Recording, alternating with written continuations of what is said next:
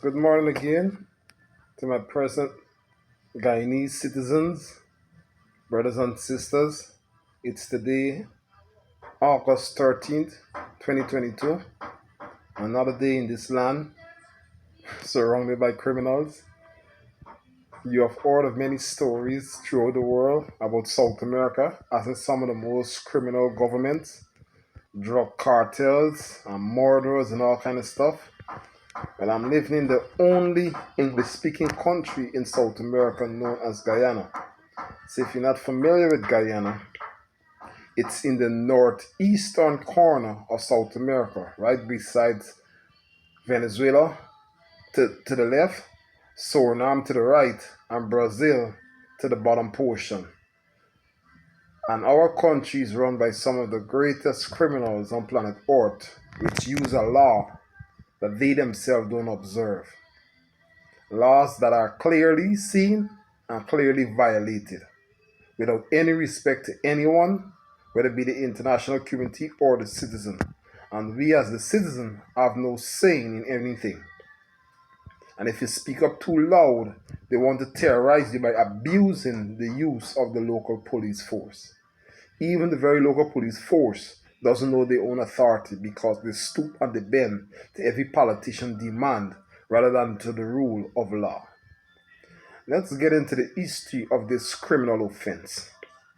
First, what is a criminal?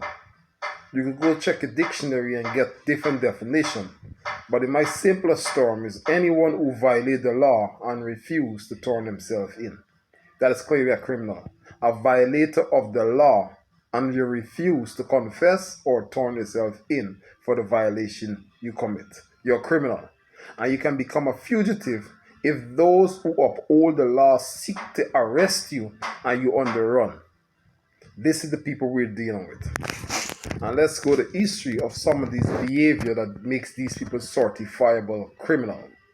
It is written in the Constitution of Guyana that every citizen of Guyana is entitled to education from nursery to university.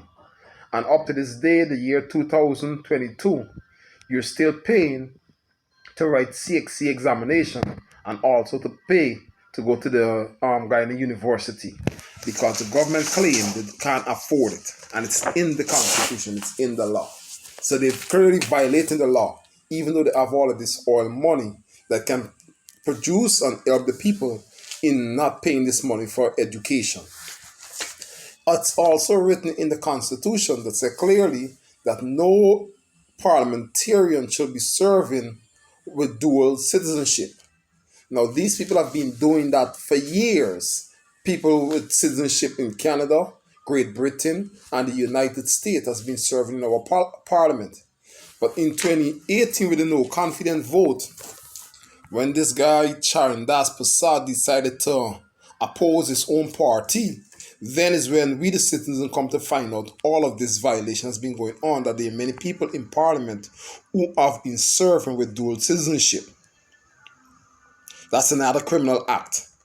According to the Constitution, in the event of a no confidence vote, where a party oppose the other one and challenge that the government is not fit to run, they'll have a vote.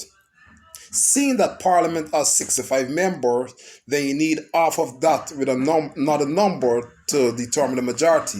So half of 65, we could say 62 and a half, but there's no half man.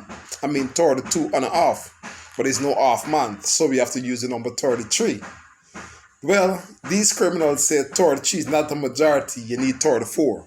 So all of the years I've been in school, I've been taught the wrong thing, which means math should no longer exist in the classroom since these people decide that a majority is no longer the next number, but a number after that.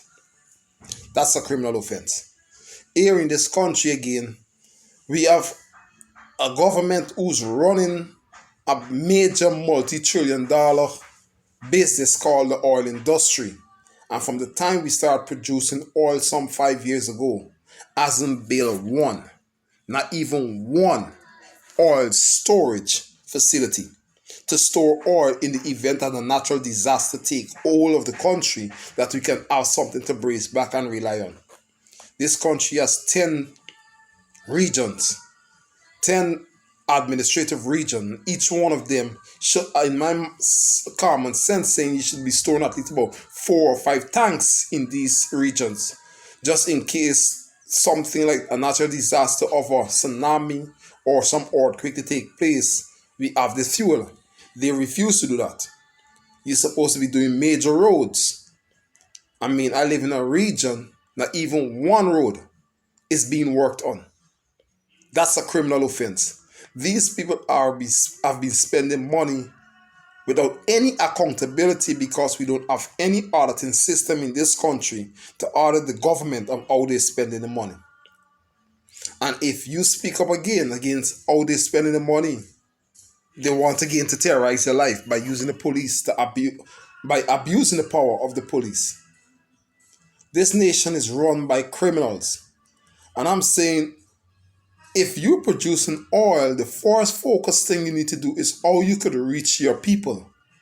And we have not seen that up to this day of the government saying a simple word of how directly the oil is going to impact the life of the people, either by better roads, the storage of these what they name these fuel facilities, bringing down the gas price, or a royalty check for the citizen of this country once a year. Nothing. But they're engaging in a lot of multi-billion-dollar project that has nothing to do with we the citizen directly.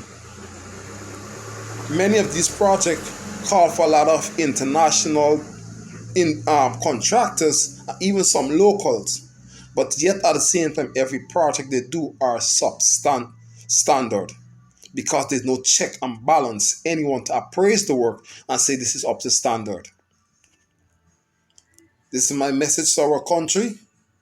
We are in a severe and dire situation, and there's nowhere we can get out of this except with a reshuffling of our constitution, where we the citizen can vote for politicians, get them out of office, and do a complete restructuring of our nation because our country is run by criminals. And criminals spend a lot of time and energy every day learning new ways and tricks in order to deceive the nation. See you guys.